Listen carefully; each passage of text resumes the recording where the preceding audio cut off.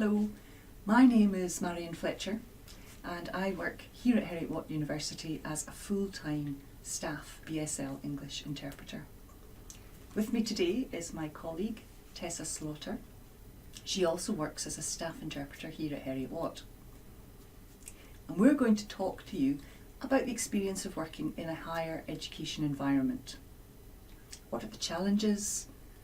What are the benefits? The pluses, the pros and the cons of working as a sign language interpreter in a university setting. I've worked at a range of Scottish universities, including Glasgow University, Edinburgh University, University of Stirling, and of course here at Heriot-Watt, as well as the Glasgow School of Art. And in doing those jobs, the majority of them have been working with undergraduate students who are following a 4-year honours undergraduate programme. In particular, I think the challenges of working with an undergraduate student as their dedicated interpreter for their degree studies, there are a number of them. I think the most obvious one that struck me in retrospect is the range of specialist topics that you are required to interpret. That of course is a positive as well, because you get access to some fascinating lectures delivered by experts in their field, but I have had to interpret philosophy, English literature, English language, religious studies, politics, history, mathematics, which was actually less of a challenge than I expected it to be, because I'm not mathematical myself, but fortunately the nature of a maths lecture is that much of it is written on the whiteboard which runs around the room, so the interpreter can get away with quite a lot of pointing, which was a good thing. I've done architecture as a subject, I have done textile design, so a whole range of different subjects, and I'm sure that any interpreter who has worked in a higher education environment will say the same thing. That in itself has inherent challenges. Of course, the technical vocabulary that is used for this range of subjects is quite extensive, and often there are not established BSL signs for many of the terms that are used in the classes. So this requires the interpreter to work with the student to create a temporary sign that can be used by the student and the interpreter specifically for those classes. This is not to say that it's the interpreter's responsibility to create a standard sign to enter the BSL lexicon, rather it's a temporary solution to the problem that they're facing on the ground with that specific student in that specific subject. I found that to be particularly useful in subjects like philosophy and linguistics, where I didn't know some of the signs that did exist, and in fact some signs just simply didn't exist for the terms that were being used. Another challenge of working in higher education, I think, is the nature of an undergraduate student's timetable. In particular, when I was living in Edinburgh but working at Glasgow University as a dedicated interpreter for 4 years, the student's timetable might have a 1-hour lecture at 10 o'clock on Monday morning, and then nothing for the rest of the day until 3 o'clock in the afternoon, when there would be another 1-hour class. And this creates problems, especially if you have travelled far from your base to get to the venue where you're working, because you have to spend all day at the university really without working. Typically the university and the student support services will not pay for your time during those gaps. And there was quite a lot of intense negotiation that had to go on with student services around the pay structure and how my time was being accounted for at the university. Conversely, you can have a situation where the student might have 3 or 4 hours of consecutive teaching. And as a dedicated interpreter, it's very difficult to cover that length of time by yourself. In fact, it contravenes health and safety regulations and best practice guidelines. Of course, having developed the specialist signs on a temporary basis with the student that I was working with, this made it very difficult to bring in a co-worker and to expect them to suddenly bring themselves up to speed with work that I had been doing for 3 years and was very familiar with. So the student and I would always discuss which was the best solution, whether in fact it was better to bring in a co-worker or whether it was better for me to interpret the entire 4-hour session myself, but to build in breaks whenever possible. So that was a particular challenge. I think another challenge of working in a higher education setting is that typically there may only be one deaf student in certainly the department, perhaps the entire university.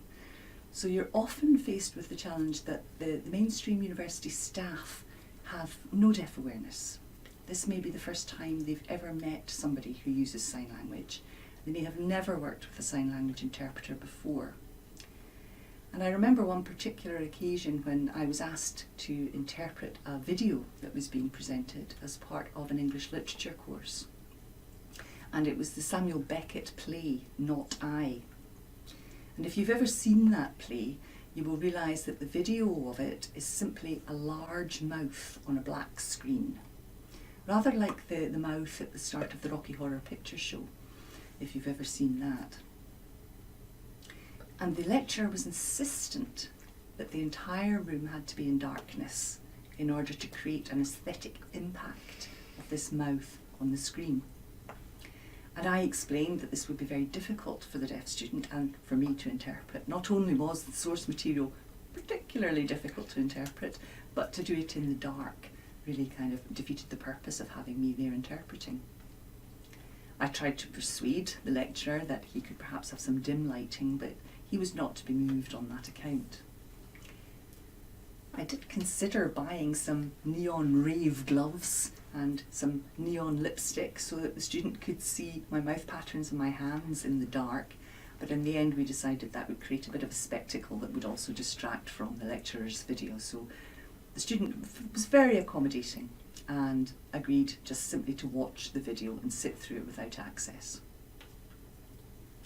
As a result of that experience, the student and myself got together and created a very small, what we called a bookmark, that had information about BSL, about interpreting and general deaf awareness tips on it. And we offered that to the English Literature Department to be shared by their staff. And the staff received it very well, but thought to run it past Disability Student Services. And they were very unhappy that we had got involved in what they saw was their area of work.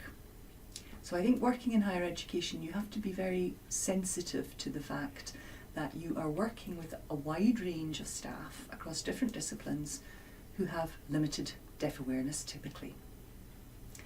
And this brings me to another issue with the staff, which was a sensitivity, shall we say, towards having somebody else sharing the platform with them for their lectures.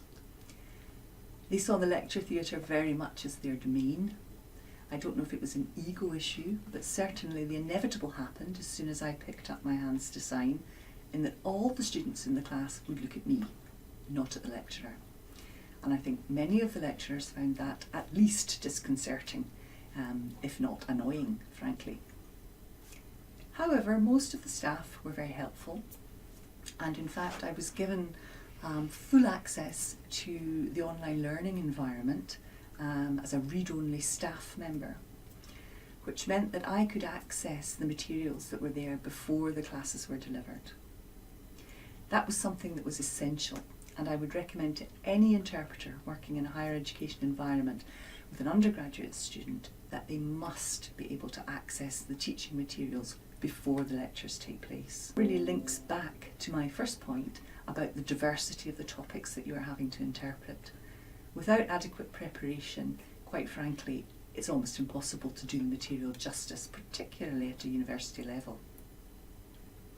So I was able to access these materials and prepare the classes in advance, which was really helpful. There were other challenges for the student and for myself working in that environment. As I said, the timetable meant that there were sometimes long periods during the day when I wasn't actually interpreting. And the student was quite happy for me to spend time with them and chat and have cups of coffee, which was very nice, and we developed a lovely relationship, which was one of the pluses of working as a dedicated interpreter with a student in a university. But I always was concerned about the perceptions of the other students looking at this student that I was working with and thinking, why has he got his mother with him every day? I think once they realised I was an interpreter, that certainly lessened that issue. But there were other issues around that, such as the student accessing social events, which was almost impossible. And of course there was no budget to pay for an interpreter to interpret at social events. In common with many universities, there were peer study groups set up for each year within the student body. And the student that I worked with really struggled to access those. Again, the university did not pay for my time. There was no budget to interpret those study groups. But as I was there anyway quite often, I did interpret some of them. However, there was a big issue about lack of deaf awareness within the student group themselves. And often they would pick venues with very, very noisy background noise, maybe in the canteen or in the student union bar, which made interpreting the material very difficult. Their youth and their enthusiasm and their lack of deaf awareness all contributed to group discussions that were very difficult to interpret. A lot of overlapping talk, a lot of unfinished sentences, and I'm sure that the deaf student did not get full access to those study groups nor the full benefit from them, which was a pity. But I think that is one of the challenges that faces deaf students at university. On the subject of deaf awareness, the student themselves, being a young person who had recently left school, was not entirely familiar with working with an interpreter either. So there was a lack of interpreter awareness from the student themselves, which improved greatly over the 4 years that we spent working together. Initially, his expectation was that I would interpret everything in English into BSL, but he didn't realise that I would interpret his BSL into English. So initially, in his first year, he would attempt to speak rather than to sign and allow me to voice over for him. So again, there was a bit of work to be done with the student themselves, talking about the type of things that an interpreter can do for a deaf student, and also the type of things that an interpreter can't do. One of the big issues, I think, is as your relationship develops with the deaf student and you have a good rapport, it becomes more difficult to be cognizant of your boundaries, your professional boundaries, particularly with written English text work, where the student may be asking for your help beyond really what is the responsibility of a professional interpreter. And you have to be very careful, I think, that you don't overstep the mark and start doing the work for the student. It has to be their work in order for the qualification to be meaningful. And of course, proofreading is absolutely fine. Answering questions about which vocabulary to use or which term to use, I think, is acceptable. But actually writing the work yourself is not. Sometimes, of course, there would be occasions when, after the lecture, the student would say to me over coffee, I didn't really understand that. And I was able perhaps to explain the concept if I had understood it better than he had, or at least we could have a discussion about it. And I think that was quite a productive use of both of our time. So we've talked a little bit about deaf awareness, interpreter awareness, access to preparatory materials, the challenges inherent in interpreting such a wide range of subjects, some of the difficulties around the lack of funding for social interpreting, because of course the social experience is a big part of the university life and part of what the student should be able to access. I think it's worth touching on a couple of more points. One is that if you are meeting the student for the first lecture of the day, say at 9:15, and you're waiting for them to arrive, and the lecture starts and the student hasn't arrived yet, do you go into the lecture theatre and sit and wait for the student to arrive, or do you wait outside? I always opted to wait outside, because by going in and sitting there and not interpreting, you are basically drawing attention to the fact that the deaf student hasn't come to class. Hearing students have the right to miss lectures, and in big groups of 300 students, as there were in his first year classes, nobody knows if they're there or not. But your very presence as an interpreter can show the rest of the class and the staff whether that deaf student is in the group or not. So that's just a small thing to be aware of. I think another thing to be aware of is how you are employed as an interpreter to carry out the work in a higher education environment. I was not booked directly by the university, I was booked through an agency who then subcontracted me to do the work. I was a freelance interpreter at the time. And when any issues arose, such as for example with the bookmark that the deaf student and I had made together to give to the staff, and the disability services people were not happy about that, they wouldn't talk to me about that. They would only talk to the agency. So I was very much relying on the agency to negotiate good terms and conditions with me, for me, to defend me in situations where the university staff were perhaps upset by the actions I had taken, such as with that bookmark, and I felt quite disempowered in that situation. And I had to just hope that the agency would represent me the way I would want to be represented.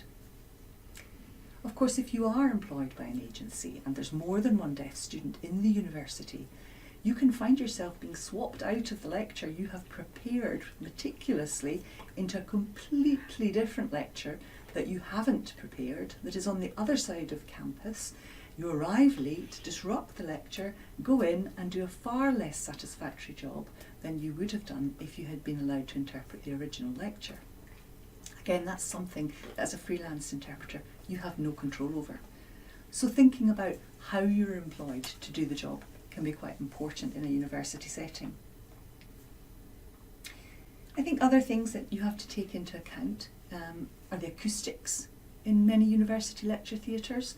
Sometimes they can be very poor, and that is really your responsibility to position yourself to make sure that you can hear the speaker. Different lecturers, of course, have different presentation styles. Some speak very, very fast. Some speak very, very quietly without a microphone. Others read pre-prepared texts, which are surprisingly difficult to interpret because, of course, the structure of written English is quite different from the structure of spontaneous spoken English. These are all considerations that you start to learn to cope with through working in a university environment. And I have to say that working with an undergraduate student as a dedicated interpreter, in my opinion, is a great way for new interpreters to start off their interpreting careers. It's a relatively safe environment. You are often able to build up a close relationship with the deaf student. You feel empowered by getting access to preparation materials, and it gives you a chance to build up your confidence and develop coping strategies for what is actually quite a demanding job. As I had mentioned, sometimes I was interpreting all the time for 4 hours, which certainly helped me build up my stamina, even though I was given breaks. And I think that's an important thing for new interpreters to develop as well. So I would recommend working in higher education with an undergraduate student, particularly if they're studying a subject you're interested in or have background knowledge of, as a first job for a newly qualified interpreter. It's an ideal first step. Now, of course, working here at Heriot-Watt as staff interpreters is a little bit different because we work with members of staff who are BSL users or postgraduate research students. We currently are not working with any undergraduate students. That in itself is lovely because we are part of a team and we're made to feel very much part of a team. Being employed as staff interpreters means we have regular work, we know the people that we work with, and we develop a really solid knowledge of their different disciplines. However, the challenge inherent in this work is the extremely advanced linguistic levels of English that we are dealing with, and with BSL that we're dealing with. So there's very high demands, high language demands in the higher education department, particularly when dealing with PhD students, perhaps their major review meetings, their viva meetings, their supervision meetings, and the types of discussions and meetings that can go on in the academic environment can be linguistically very demanding. Rewarding as well, I have to say. So I think I've covered most of the points that I've wanted to make. I would encourage all of you to think about working in higher education when you graduate as a qualified interpreter. As I said, I think it's a very good first step for any newly qualified interpreter. Thank you for listening and watching.